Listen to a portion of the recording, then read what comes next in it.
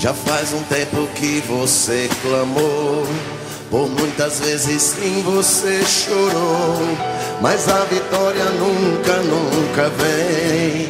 Não, não, não, não, não vem. Então você pergunta a Deus por quê? O que eu fiz, Senhor, pra não merecer?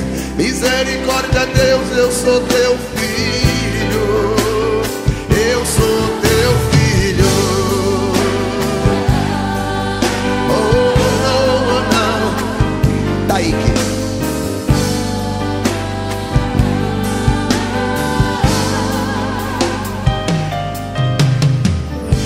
pergunta pra si mesmo onde está Deus, que tantas coisas boas prometeu, mas essas coisas nunca, nunca vêm.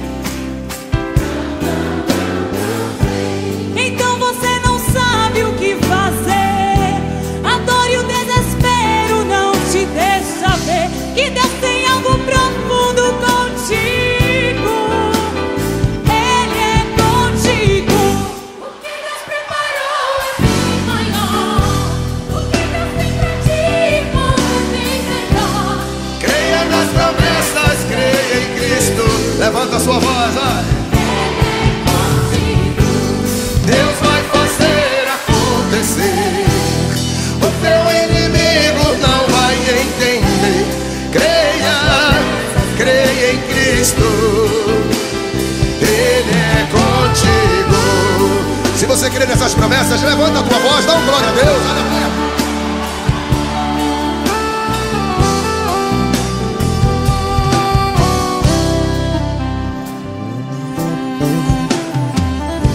Pergunta pra si mesmo onde está Deus, que tantas coisas boas prometeu, mas essas coisas nunca, nunca vêm.